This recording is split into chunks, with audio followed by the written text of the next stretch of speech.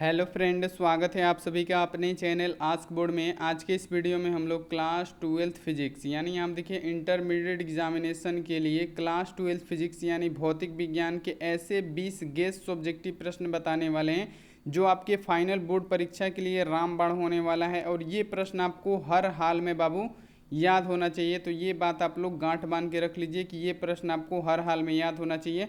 और ये 20 सब्जेक्टिव प्रश्न में से बहुत सारे ऐसे प्रश्न होंगे जो आपके फाइनल बोर्ड परीक्षाओं में पूछे जाएंगे। तो आप लोग क्या कीजिएगा, वीडियो को स्किप बिल्कुल भी मत कीजिएगा। वीडियो को आप लोग शुरू से लेके अंत तक देखिएगा, तभी यहाँ आप देखिए आपको पूरा समझ में आएगा। बिल्कुल आसान शब्दों में यहाँ आप देखिए इसका आंसर लिखा गया है, तो आपको 100% समझ में आने वाला है। और यहाँ पे देखिए इसका PDF आपको बिल्कुल फ्री में दिया जाएगा। ये जो महागैस सब्जेक्टिव प्रश्न है इसका PDF आपको बिल्कुल फ्री में दिया जाएगा। तो आप लोग वीडियो के अंत तक बने रहिए, हम आपको बताएंगे कि आप लोग इसका PDF कहाँ से डाउनलोड कर सकते हैं बिल्कुल फ्री में।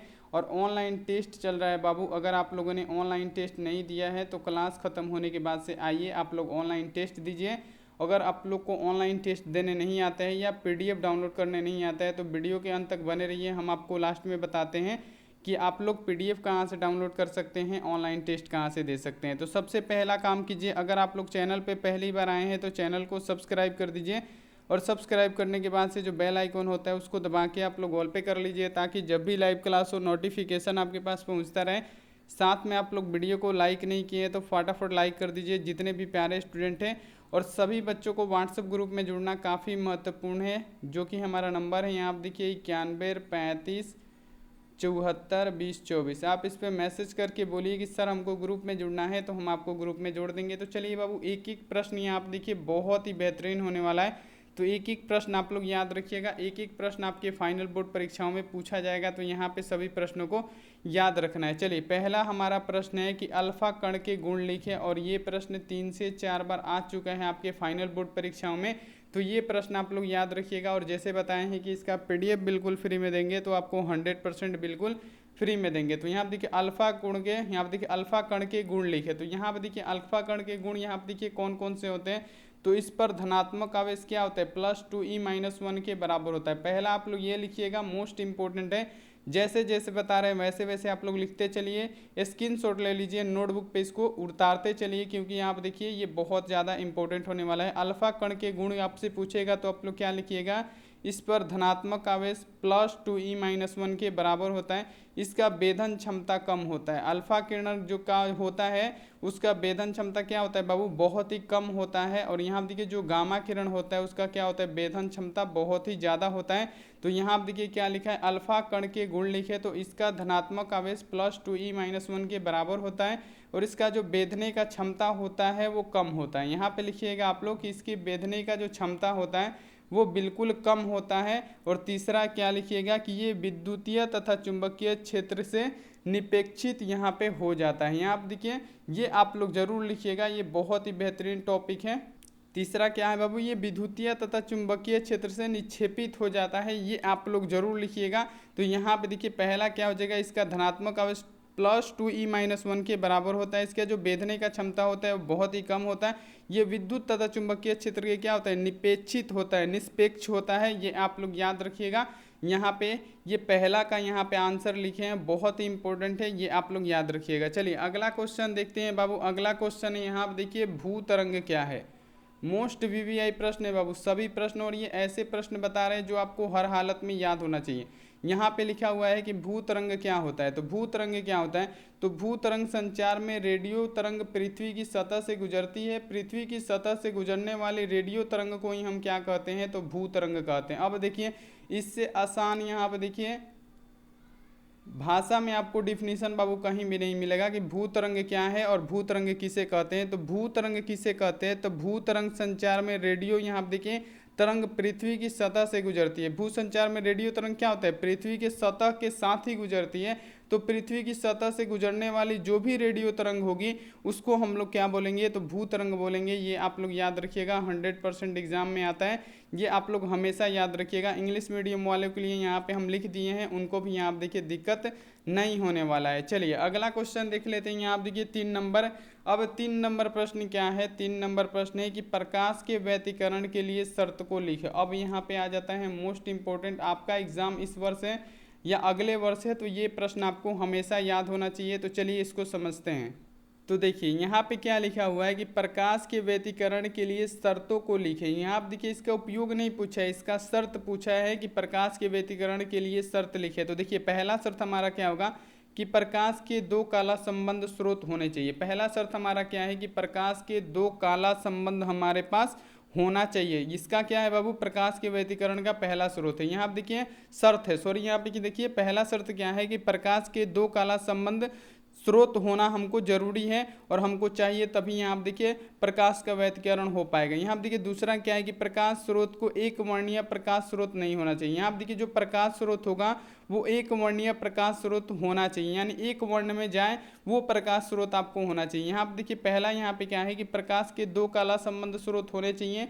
दूसरा क्या है कि प्रकाश स्रोत को एक वर्णीय प्रकाश स्रोत होना चाहिए। और तीसरा क्या है, दोनों काला संबंध यहाँ आप देखिए स्रोत एक दूसरे के काफ़ी करीब होना चाहिए। यानी जो यहाँ आप देखिए जो दो काला संबंध स्रोत है आपके पास वो एक दूसरे के काफ़ी करीब होना चाहिए, ना कि दूर होना चाहिए। तो ये शर्त है बाबू, तो ये शर्त आपको लिखना पड़ेगा। जैसे ही आपसे पूछेगा कि प्रकाश के व्यतिकरण के लिए शर्त को लिखे, तो आप लोग लिखिएगा कि प्रकाश के दो काला संबंध स्रोत होने चाहिए।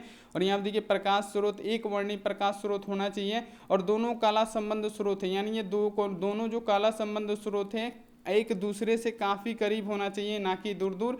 तो ये आप लोग लिख दीजिएगा। तो ये यहाँ पे देखिए आपको एग्जामिनर अच्छा खासा नंबर दे देगा। चलिए अगला क्वेश्चन देख लेते हैं बाबू। 4 नंबर मोस्ट वीवीआई से भी वीवीआई प्रश्न है बाबू, और इसे आप लोग को याद कर लेना है। ऐसे प्रश्न बताने वाले हैं जो आपके फाइनल बोर्ड परीक्षाओं में बार बार आता है और ये सभी प्रश्न आपको याद होना चाहिए। चलिए आयाम मोडुलन क्या है, अब देखिए कितना बेहतरीन प्रश्न है। तो यदि वाहक तरंग का आयाम निम्न आवृत्ति वाले तरंगों के आयाम के अनुसार बदलती है तो आयाम मोडुलन कहते हैं। तो उसे ही हम लोग क्या बोलते हैं बाबू, आयाम मोडुलन कहते हैं। यदि यहाँ पर देखिए यदि वाहक तरंगों का आयाम निम्न आवृत्ति वाले तरंगों के आयाम के साथ यानी उसके अनुसार क्या होती है, बदलती है। अब यहाँ पे समझिए कि यदि वाहक तरंग है तो उसका यहाँ देखिए आयाम निम्न आवृत्ति वाले जो तरंग होते हैं उसके आयाम के साथ यानी उसके अनुसार बदलेगी, उसे ही हम लोग क्या बोलेंगे, तो आयाम मोडुलन कहते हैं। ये आप लोग ऐसे लिख दीजिएगा, 100% आपको एग्जामिनर नंबर दे देगा। ऐसा नहीं है कि बाबू कोई भी क्वेश्चन का एकदम लॉन्ग एकदम यहाँ पे लिखने से, किताबी भाषा लिखने से आपको नंबर मिल जाएगा, नहीं। आप देखिए कोई भी क्वेश्चन को यहाँ देखिए शॉर्ट में अगर आप लोग सटीक आंसर देते हैं तो एग्जामिनर खुश होकर आपको 100% जरूर नंबर देगा। चलिए आगे बढ़ते हैं यहाँ पे अगले नंबर प्रश्न पे। अगला प्रश्न क्या है, यहाँ आप देखिए 5 नंबर। अब 5 नंबर प्रश्न क्या है कि पोलेरॉइड का उपयोग लिखे। अब यहाँ पे आता है बहुत ही बेहतरीन प्रश्न। देखिए 5 नंबर प्रश्न क्या है कि पोलेरॉइड का उपयोग लिखे। यहाँ देखिए पहले पोलेरॉइड जो होता है उसका पहला प्रयोग क्या होता है कि इसका उपयोग धूप चश्मे के रूप में किया जाता है। यहाँ आप देखिए धूप वाले चश्मे के रूप में हम किसका प्रयोग करते हैं, तो पोलेरॉइड का प्रयोग करते हैं। यहाँ पे आप लोग इसको लिख दीजिएगा जरूर कि पोलेरॉइड का उपयोग धूप वाले चश्मे में किया जाता है। दूसरा यहाँ आप देखिए इसका उपयोग रेलगाड़ी की खिड़कियों में किया जाता है। यहाँ आप देखिए जो पोलेरॉइड होता है उसका उपयोग हम रेलगाड़ी का जो खिड़की होता है बंद करने वाला शीशा उसमें करते हैं, किसका, पोलेरॉइड का उपयोग। और तीसरा देखिए यहाँ पे क्या है, इसका उपयोग कार तथा बस की हेडलाइट में किया जाता है। अब देखिए यहाँ पे अब आपसे क्या पूछा गया है कि पोलेरॉइड का उपयोग लिखे, यानी कौन कौन सा यहाँ देखिए पोलेरॉइड का उपयोग होता है। तो पहला इसका लिखिएगा कि इसका उपयोग धूप वाले चश्मे के रूप में हम लोग करते हैं, पहला हो गया। इसका उपयोग रेलगाड़ी जो होता है उसकी खिड़की में जो शीशा लगे होते हैं उसमें यहाँ आप देखिए इसका प्रयोग करते हैं, ये आप लोग लिख दीजिएगा। तीसरा इसका उपयोग कार तथा बस का जो हेडलाइट होता है सामने का उसमें यहाँ पे देखिए किया जाता है, किसका, पोलेरॉइड का उपयोग। तो इतना लिख दीजिएगा। बहुत ही बेहतरीन प्रश्न है, उम्मीद है कि ये प्रश्न आपको समझ में आ गया होगा। चलिए आगे बढ़ते हैं। आप देखिए 6 नंबर, और ये प्रश्न काफ़ी बार पूछा गया है, मोस्ट इम्पोर्टेंट प्रश्न होने वाला है आपके लिए। 6 नंबर प्रश्न क्या है कि एक्स किरणों के 2 गुणों को लिखे। अब लिखा है यहाँ पे कि एक्स किरणों के 2 गुणों को लिखे। तो यहाँ आप देखिए एक्स किरण के 2 गुण कौन कौन से हो जाएंगे, तो एक्स किरण निर्वात में सरल रेखा में गमन करती है। यहाँ आप देखिए क्या लिखा है, आप लोग ध्यान से समझिएगा। जो एक्स किरण होता है निर्वात में, यहाँ पे क्या लिखा है, एक्स किरण निर्वात में सरल रेखा में गमन करती है। यहाँ आप देखिए इसका गुण पूछा है, प्रॉपर्टीज पूछा है। तो यहाँ पे आप लोग लिखिएगा बाबू कि एक्स किरण निर्वात में सरल रेखा में गमन करती है। दूसरा लिखिएगा कि एक्स किरण का वेग प्रकाश के वेग के बराबर होता है। अब यहाँ पे लिखिएगा आप लोग दूसरा गुण इसका कि जो एक्स किरण का वेग होता है, वेलोसिटी होता है बाबू, वो क्या होता है, प्रकाश के वेग के बराबर होता है। यहाँ पे क्या होता है, प्रकाश के वेग के बराबर होता है एक्स किरण का वेग प्रकाश के वेग के बराबर होता है। दूसरा लिखिएगा। तीसरा लिखिएगा कि एक्स किरण विद्युत तथा चुंबकीय क्षेत्र से विक्षेपित नहीं होता है। यहाँ पे देखिए अब लिखिएगा, जो एक्स किरण होता है ना तो विद्युतीय क्षेत्र से विक्षेपित होगा ना चुंबकीय क्षेत्र से विक्षेपित होगा। कौन सा किरण? तो एक्स किरण जो होता है वो ना विद्युतीय क्षेत्र से विक्षेपित होता है ना चुंबकीय क्षेत्र से विक्षेपित होता है। तो ये आप लोग जरूर लिखिएगा। तो यहाँ पे अगर आपसे पूछेगा कि एक्स किरण के गुण लिखें तो आप लोग लिखिएगा कि एक्स किरण निर्वात में सरल रेखा में, निर्वात में याद रखिएगा, निर्वात में सरल रेखा में गमन करती है। एक्स किरण का वेग प्रकाश के वेग के बराबर होता है। तीसरा लिखिएगा कि एक्स किरण विद्युत तथा चुंबकीय क्षेत्र से विक्षेपित नहीं होती है 100%। इसी प्रकार लिखिएगा तो एग्जामिनर आपको 100% नंबर दे देगा। चलिए यहाँ आप देखिए, अब आता है यहाँ आप देखिए प्रतिवर्ती धारा का औसत मान क्या है। मोस्ट इंपॉर्टेंट ऐसे प्रश्न बताएंगे जो आपको 100% 12th में है, आपका एग्जाम आने वाले समय में आने वाला है। तो यहाँ पे ये सभी प्रश्न आपको याद होना चाहिए। तो ये सभी प्रश्न आप लोग जरूर याद कीजिएगा, नोटबुक पे लिख के याद कीजिएगा। पीडीएफ दे देंगे, पीडीएफ को भी क्या कीजिएगा, नोटबुक पे लिख के इसको याद कर लीजिएगा। ऑनलाइन टेस्ट चल रहा है तो ऑनलाइन टेस्ट भी आप लोग जरूर दीजिएगा। तो चलिए यहाँ पे हम लोग समझते हैं बाबू की प्रतिवर्ती धारा का औसत मान क्या होता है। यहाँ पे क्वेश्चन पे आप लोग ध्यान दीजिएगा कि प्रतिवर्ती धारा क्या है ये नहीं पूछा है, पूछा है कि इसका औसत मान जो होता है वो क्या होता है। तो यहाँ पे देखिए इसका औसत मान क्या होता है कि वह नियत धारा जो किसी विद्युत परिपथ में निश्चित समय अंतराल में ही उत्पन्न आवेश की मात्रा यहाँ पे देखिए प्रदान करता है। यहाँ पे आप लोग समझिए कि वह नियत धारा जो किसी यहाँ पे देखिए विद्युत परिपथ में निश्चित समय अंतराल में ही उत्पन्न आवेश की मात्रा यहाँ पे प्रदान करता है, जितना कि यहाँ आप देखिए जितना कि उसी परिपथ में, जितना कि उसी परिपथ में प्रतिवर्ती धारा के यहाँ आप देखिए अर्ध चक्र के द्वारा आवेश की मात्रा को प्रदान किया जाता है। यानी यहाँ आप देखिए जितना कि कितना उसी परिपथ में जो प्रतिवर्ती धारा है तो उसके अर्ध चक्र के द्वारा आवेश की मात्रा को प्रदान किया जाता है, उसे ही हम लोग क्या बोलते हैं, तो प्रतिवर्ती धारा का औसत मान बोलते हैं। उसी को प्रतिवर्ती धारा का औसत मान भी कहते हैं। तो ये आप लोग बहुत ही बेहतरीन तरीके से याद कीजिएगा। चलिए फिर से हम आपको बताते हैं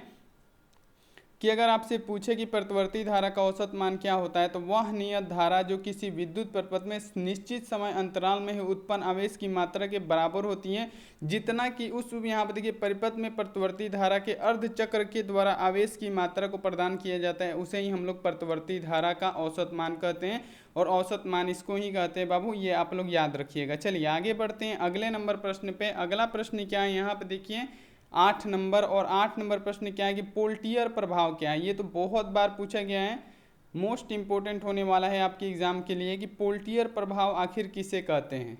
देखिए यहाँ पे क्या पूछा गया है आपसे कि पोल्टियर प्रभाव क्या है, पोल्टियर इफेक्ट किसे कहते हैं। तो यहाँ आप देखिए पोल्टियर इफेक्ट किसे कहते हैं, तो यदि किसी ताप युग्म के संबंध, यहाँ आप देखिए संधियों से धारा प्रवाहित किया जाता है। यहाँ आप देखिए यदि किसी ताप युग्म के संधियों से अगर हम धारा को प्रवाहित करते हैं, धारा देते हैं, उसमें धारा यानी करंट देते हैं बाबू, तो यहाँ आप देखिए उस संधि पर या तो ऊष्मा की उत्पत्ति होगी या तो ऊष्मा का क्या होगा, अवशोषित होगा। या तो वो ऊष्मा उत्पन्न करेगा या अवशोषित करेगा। इसे ही हम लोग क्या बोलते हैं, पोल्टियर प्रभाव बोलते हैं। देखिए कितना आसान डिफिनीशन है कि यदि किसी ताप युग्म के संधियों पर, मान लीजिए यहाँ आप देखिए एक ताप युग्म है, उसके संधियों पर हम इलेक्ट्रिसिटी देते हैं यानी धारा का प्रवाह करते हैं, तो उस संधि पर या तो ऊष्मा का उत्पन्न होगा या तो उसी पे क्या होगा, ऊष्मा अवशोषित होता है। तो उसी के प्रभाव को हम लोग बोलते हैं बाबू पोल्टियर प्रभाव कहते हैं। क्या बाबू, उसको पोल्टियर प्रभाव यानी पोल्टियर इफेक्ट कहते हैं। ये आप लोग याद रखिएगा। इंग्लिश मीडियम वाले बच्चे यहाँ आप देखिए इंग्लिश में लिखा है, आप लोग भी नोट करते जाइएगा, इसको याद करते जाइएगा। चलिए यहाँ पे 9 नंबर प्रश्न क्या है, 9 नंबर प्रश्न है यहाँ पे कि खतरे का संकेत लाल क्यों होता है। ये प्रश्न हम आपको ऑब्जेक्टिव में पूरा एक्सप्लेन किए थे कि खतरे का संकेत लाल क्यों होता है। तो यहाँ आप देखिए खतरे का संकेत क्यों लाल होता है, तो खतरे का संकेत लाल होता है क्योंकि लाल रंग का तरंग दैर्ध्य सबसे अधिक होता है। यहाँ आप देखिए खतरे का संकेत लाल क्यों होता है, तो खतरे का संकेत बाबू लाल इसीलिए होता है क्योंकि लाल रंग का जो तरंग दैर्ध्य होता है वो बहुत ही अधिक होता है। क्या होता है, वो दूर से ही आपको नजर आने लगता है। लाल रंग क्यों नजर आने लगता है, क्योंकि उसका तरंग दैर्ध्य आप देखिए सबसे अधिक होता है। तो यहाँ पे क्या लिखा है, क्योंकि लाल रंग का तरंग दैर्ध्य सबसे अधिक होता है और प्रकीर्णन उससे कम होती है। और यहाँ देखिए जो लाल रंग का प्रकीर्णन होता है सबसे कम होता है, यानी यहाँ देखिए फैलाव जो उसका होता है सबसे कम होता है।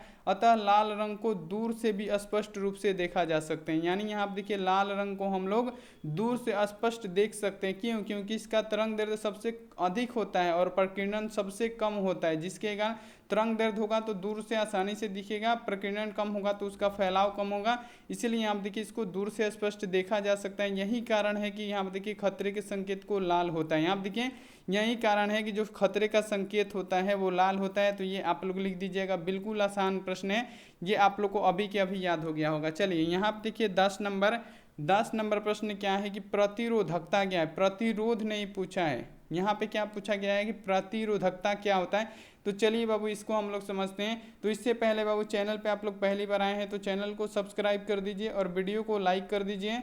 और यहाँ पे देखिए क्या कीजिएगा, हमारे व्हाट्सएप ग्रुप में नहीं जुड़े हैं तो यहाँ पे हम अपना नंबर लिख देते हैं 91 35 74 20 24। आप इस पर मैसेज करके बोलिए सर हमको ग्रुप में जुड़ना है, हम आपको जोड़ देंगे। और आप लोग इसका PDF जरूर डाउनलोड करके ले जाइएगा। और यहाँ आप देखिए ऑनलाइन टेस्ट चल रहा है, जरूर दीजिएगा। तो चलिए बाबू समझते हैं कि प्रतिरोधकता क्या होता है। तो प्रतिरोधकता क्या होता है, तो चालक का प्रतिरोधकता चालक की लंबाई के समानुपाती तथा जो अनुप्रस्थ कांच जो क्षेत्रफल होता है उसके व्युत्क्रमानुपाती होता है, उसी को हम लोग प्रतिरोध कहते हैं, यानी प्रतिरोधकता कहते हैं। ये आप लोग याद रखिएगा। प्रतिरोधकता क्या होता है, तो किसी चालक का प्रतिरोध क्या होता है, चालक के लंबाई के समानुपाती, यानी चालक के लंबाई को हम I से सूचित करते हैं तथा उसके अनुप्रस्थ कांच क्षेत्रफल के यहाँ पे क्या होता है व्युत्क्रमानुपाती, यानी अनुप्रस्थ कांच क्षेत्रफल को हम A से सूचित करते हैं। तो इसी को हम लोग क्या बोलते हैं, तो प्रतिरोधकता बोलते हैं। ये आप लोग याद रखिएगा। और प्रतिरोधकता का अगर आपसे SI यूनिट पूछे तो इसका SI यूनिट क्या होता है, ओम होता है। ये आप लोग याद रखिएगा। SI यूनिट क्या होता है, प्रतिरोधकता का SI यूनिट अगर आपसे पूछे तो ये होता है बाबू ओम। इसे आप लोग 100% बाबू याद रखिएगा। बिल्कुल यहाँ आप देखिए बहुत ही बेहतरीन प्रश्न है। अगला क्वेश्चन देख लेते हैं। अगला क्वेश्चन यहाँ आप देखिए 11 नंबर प्रश्न क्या है कि सीबेक प्रभाव क्या है, सीबेक इफेक्ट। बहुत ही बेहतरीन प्रश्न है और ये प्रश्न आपके एग्जामों में पूछा जाता है कि सीबेक प्रभाव क्या है, यानी सीबेक इफेक्ट क्या होता है। तो यहाँ आप देखिए किसी ताप युग्म के दोनों संधियों के बीच तापांतर के कारण जो उत्पन्न विद्युत होता है, यानी जो उत्पन्न विद्युत क्षेत्र उत्पन्न होता है, उसी को हम लोग क्या बोलते हैं बाबू, सीबेक इफेक्ट, यानी सीबेक प्रभाव कहा जाता है। यहाँ पर देखिए बहुत ही बेहतरीन प्रश्न है कि सीबेक प्रभाव क्या होता है। तो किसी ताप युग्म के दोनों संधियों के बीच, मान लीजिए एक ताप युग्म है, उसके दोनों संधियों के बीच तापांतर के कारण जो उत्पन्न विद्युत ऊर्जा उत्पन्न होगा, उसी को हम लोग क्या बोलते हैं बाबू, सीबेक इफेक्ट बोलते हैं। ये आप लोग याद रखिएगा। बिल्कुल बेहतरीन प्रश्न है। एक एक लाइन का आंसर दिए हैं ताकि आप लोग को बिल्कुल भी दिक्कत ना हो। और आप लोग एक काम जरूर कीजिएगा, इसको नोटबुक पे जरूर लिखिएगा और इसको याद आप लोग जरूर कीजिएगा। याद तो नहीं करना पड़ेगा, एक बार देख लीजिएगा तो याद हो जाएगा। यहाँ आप देखिए 12 नंबर प्रश्न क्या है कि उन दो कारकों को लिखे जिस पर यहाँ देखिए ताप युग्म में उत्पन्न ताप विद्युत वाहक बल पर निर्भर करता है। अब यहाँ पे देखिए आप लोग, यहाँ पे देखिए क्या लिखा है कि उन दो कारकों को लिखे जिस पर ताप युग्म उत्पन्न ताप विद्युत वाहक बल पर निर्भर करता है। क्या जो ताप युग्म होगा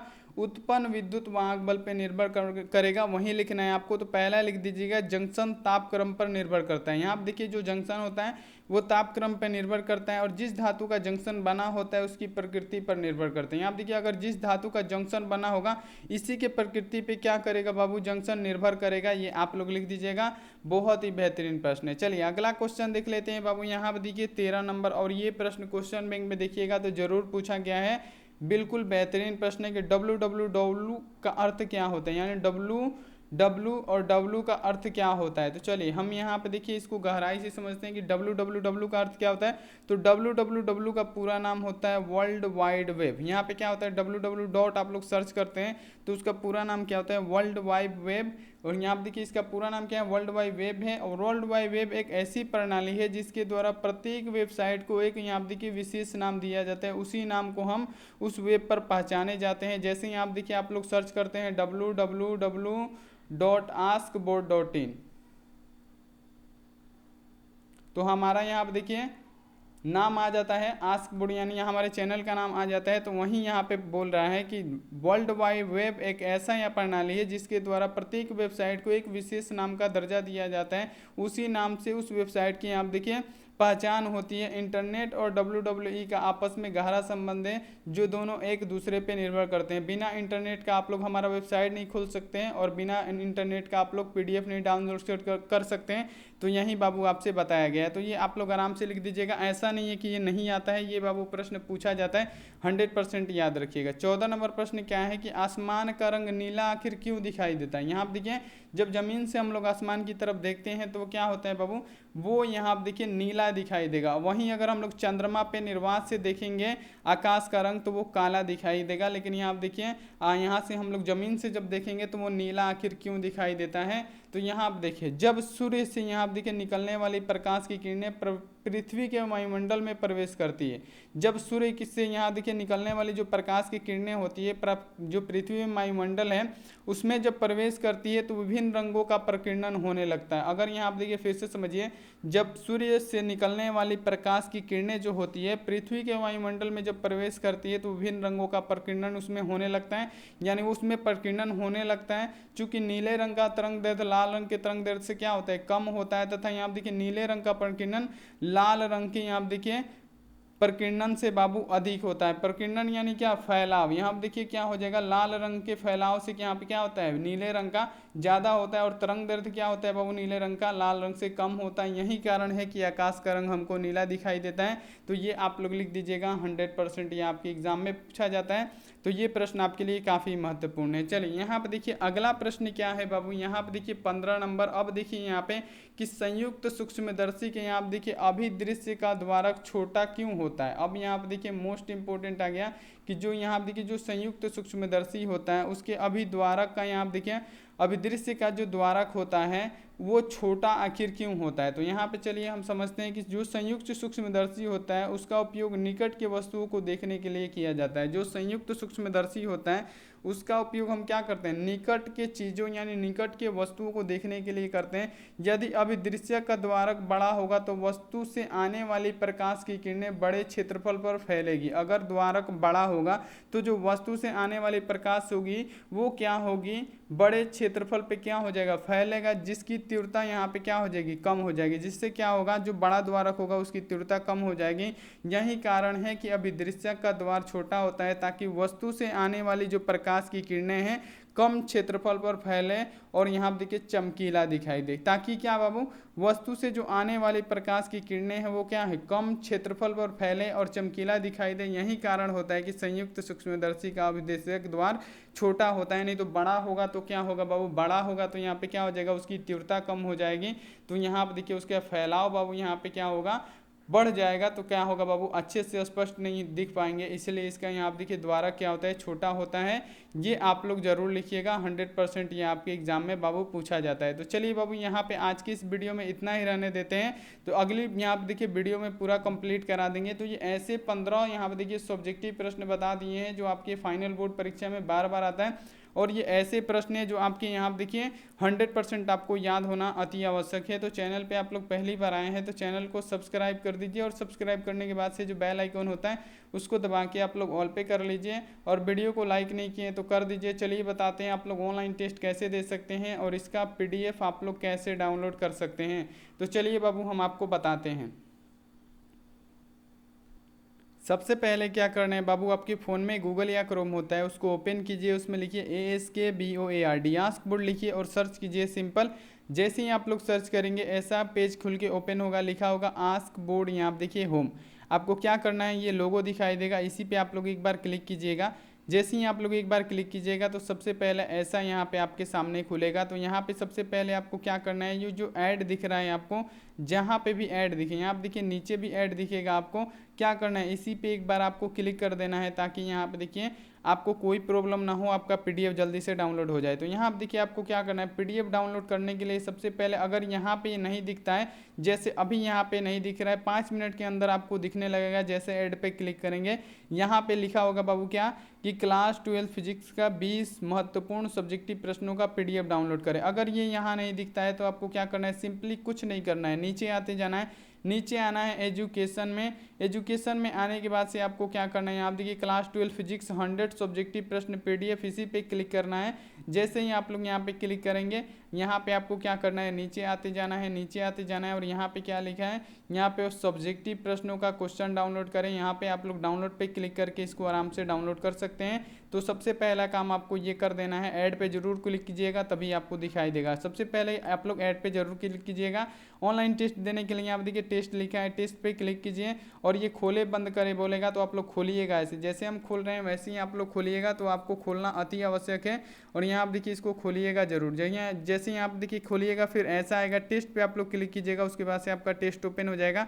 और सबसे ऊपर वाला टेस्ट यहाँ पे 19 जून का होगा, सबसे पहले आप लोग उसी पे क्लिक कीजिएगा। क्लिक करने के बाद से यहाँ आप देखिए ऐसा पेज आएगा।